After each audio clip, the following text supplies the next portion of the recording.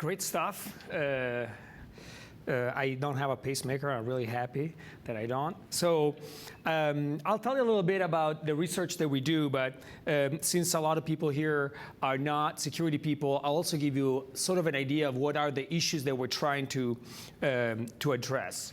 So let's see. Is this going to be easy? Yes. I'm a professor at UC Santa Barbara. I've done a lot of research focused on system security. It's sort of like building systems to find bad stuff that could be vulnerabilities or malware. And as part of our research, we made tools available to the public in different ways. We created portals where people can, for example, submit artifacts to us, programs or web pages, and we analyze them for them and tell them if they're malicious that would attack them and extract their behavior. We also follow the sort of open source approach, and recently we open source Anger, which is one of the most advanced binary analysis systems out there. It has been outsourced, open source during DEF CON. It's received a lot of attention already. We are really happy about it. The success that tools that we put out in the public had sort of prompted us to start a company with two of my colleagues, Christopher Krugel and Engin Kurda. We started Lastline. I'm the CTO at the moment. We haven't closed like Dan already, but that's what we do. We do malware detection. We're now substantially grown, and we're very happy about it. I'm also involved as the leader of Shellfish. It's a hacking team, the longest capture the flag DEF CON hacking team in history, and we recently also participated to the Autonomic Cyber Challenge put up by DARPA, and we made the cut, and so we received $750,000 in gift money, which makes us also the richest CTF team in history. I'll tell you a little bit about what changed recently in the scope. You probably know about the traditional mechanism where you have a network and you protect it from people that try to penetrate it and compromise it. This has changed recently, and now we more and more see with the commoditization of firewalls and intrusion detection system that the game has radically changed. Now the game is, I have to get somebody from inside the network to come out to me so I can attack you. And this means that, for example, once upon a time you had these remote attacks. There were the way to get into a network, and nowadays instead you have drive-by downloads like the one that Kevin showed that are protected by Niels Provost's safe browsing stuff. So there is other revolutions or evolutions that happen. For example, starting from the early 2000s, the way in which you would create an infrastructure to monetize malware was to spread, your attacks among everybody, hoping to get as many people as possible compromised, and then would collect their information, and you would sell them in the underground economy. We have done quite a bit of research on that. We even captured once an entire botnet. We stole it from the Russian cybercrime gang, and we ran it for a while to understand what information we would collect, and then we wrote a paper on it, because that's what we do. Things have changed. The evolution now is that, people realize the power of targeted attacks, and that even though financial crime is still an opportunistic approach, when you want, for example, to steal information that is relevant for example, the stock market, I would target, people at Adressino Rovitz and try to get into their computer, because probably their particular set of documents are more important than the ones that I have on my computer.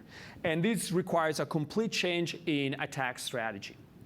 Also, we have been attacking the software, the computer, the operating system, the hardware, and we have been doing better. We have been developing new protection system. We have been developing a new hardware security system that made it harder and harder to actively compromise a system. So the result of this is that instead of hacking the computer, now we're hacking the user. And we're trying to use especially social engineering and other attacks that focus on the behavior of the person, and we try to convince that person fundamentally to shoot themselves in the foot. Okay, the problem with this is that it is very difficult to counteract. And how do you do that? User education, but you will always find a way to bypass or to find a person who's uneducated and is able to be convinced into doing something really stupid. So why this is extremely hard? Why security has not solved the security problem? Why the research have not solved the security problem? This is because the target of a lot of the stuff that you have heard recently is a computer, an algorithm. So your opponent is, for example, the scalability of an algorithm, the performance. You want to be able to do some Bitcoin analysis fast enough, or you want to be able to cover a program and extract the behavior, the semantics. You want to be reliable. You want to be usable. But your target is not moving. Instead, in security, the target is another person with a lot of computing power who is trying to fight you constantly, all the time. This really makes security a different field than any other, because your opponent is smart and is able to counteract your countermeasures. So if you find a way to speed up the computation of a particular algorithm, the algorithm is not going to change. It's going to still be there. The property that you try to prove is not going to change. It's still going to be there. You're going to do it faster and faster and faster. When you're fighting another person, that person is going to notice you and change, understand what you're doing, and therefore it is, I think, impossible to really bypass the arms race that we are experiencing. And we have seen it. We have seen, in the good old days, viruses, malicious binaries.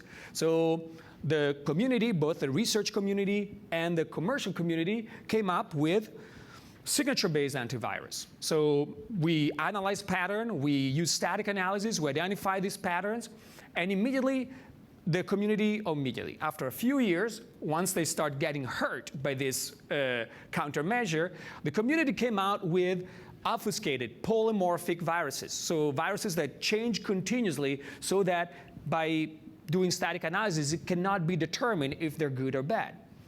And so recently, you know what the security community has been focusing a lot is the creation of sandbox. So static analysis was deemed not enough, and now we are detonating or executing these programs in this sandbox, and we try to determine if they're good or bad. And of course, what comes out is now evasive malicious binaries. And we see the same thing for JavaScript, signature-based JavaScript, polymorphic JavaScript, sandbox for JavaScript, and evasive JavaScript. Same thing. And this evasive nature is what's really interesting. And that's also a big focus of our company, because we did a lot of work in really understanding what's going on.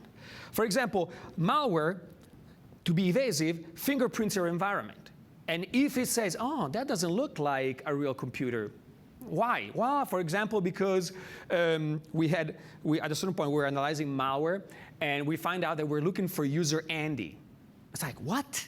Why would we look for user Andy in our sandbox? And then we find out that, of course, because the student that set up the environment the first time was Andy Moser, who is now at Google. And so there was user Andy on our platform, and they used that as a way to determine, oh, I'm running in Anubis, and so these are the UCSB guys. I'm not going to do anything bad. Okay? More recently, Volkswagen did exactly the same thing. They had a little thing, it's like, oh, am I being tested for emission in my diesel motors? Yes, I am. Oh, I'm going to just calm down, and everything is fine. Amazing how the German integrity has been used for other goals, let's say. Another thing that malware does is timing. since we're doing dynamic analysis, we're vulnerable to stalling loops. The malware say, oh, I'm not going to do anything for an hour, and then I'm going to do awful things. So how do you deal with that? Well, you cannot execute 1,000, 100, or in our case, 750,000 samples a day for an hour, because the computing power would be enormous and incredibly expensive. So you have to speed it up. But there is a lot of research that goes into speeding up something that has, for example, multi-thread, that have race conditions. So actually, we found out that just speeding up the clock is not going to work out. It would have side effects that would prevent you from correctly analyzing these samples. And so some of the research goes into determine if you have been fingerprinting, if there are stalling loops, if there are hidden code. We did a lot of analysis in finding out, for example, in Android application, if they have some little backdoor that say, hey, I passed all the iPhone and Android market checks, and then once I'm installed, I'm going to download a bunch of code, and suddenly I'm something malicious. Guess what? The recent hacking team debacle proved that it was exactly what they were doing to infect machines, in order to bypass the security of the market. And recently, we have seen rootkits, so malware that infects at a very deep way the machine in order to become invisible. So how do we counter something that is driven by another person who's actively trying to sort of fight you? First of all, it's great because that means that we never run out of a job, which is job security for all the security people here, yay. But the basic idea is that you need to innovate. You need to evolve with your threat. And the pace is pretty fast, and your countermeasure has to be costly for the enemy. If you just say, oh, I'm going to, for example, check the encryption key, and the only thing that the opponent has to do is to change the encryption key, for him is almost zero cost. If I put out a countermeasure that requires that the bad guy has to completely restructure his code, completely restructure the infrastructure, change the payment processor that is associated with the monetization of something that he does, then that's going to be painful. That's a good countermeasure. Is the final solution? No, because that's a human opponent. It will find another thing that is very good at, or another way to do whatever it needs to do, but at least you made it really painful. The pace is very fast, so automation is key in this particular case. In particular, this is a study that we did on how antiviruses react to new samples. And caveat, we use VirusTotal. It's very unfair because of various reasons. Trust me, it's just an indication. But you can see that pretty much whenever we see a new sample, only 50% of the current antivirus are able to detect. And not always the same 50, otherwise we would be in pretty good shape. Actually, there was, in a year that we did the study, there was never one single antivirus that was able always to get the sample the first day. And you can see a big change after 2 weeks, more or less, that the sample appears. When it reappears, suddenly it gets detected. And that's because fundamentally, those 2 weeks are the time that is needed by a human being to go through the sample, understand what it does, and generate a signature. So in this, what we find out as researchers, and then as a company, is that technology matters. And in particular, visibility matters. We found out that our analysis approach is based on something that it's harder because it's based on full system emulation that analyzes every single instruction in software, but gives you the visibility that you would have only with a debugger without being able to be detected by the bad guy. While traditional sandboxes only capture events that are privileged. And the problem is there are a lot of things that happen in those dark spaces between those calls. For example, there could be a loop that is only in memory, that is a stalling loop to waste time. It will never invoke a sensitive operation, and therefore the sandbox will never be invoked to analyze what's going on. And we found out that this is actually an important building block. It's not the solution to everything, but is a very fine-grained visibility that can bring you better views on what is helping. So we have seen also evolving threats at UCSB. We used to have sharks. I'm a surfer, so I'm very sensitive to that. But actually, thanks to the drought, now we have evolved, and we have mountain lions on campus. And so that's why I always go around armed. No, I'm just kidding. You cannot do that. So same advice, fight back, both sharks and mountain lions. That's what they say you should do.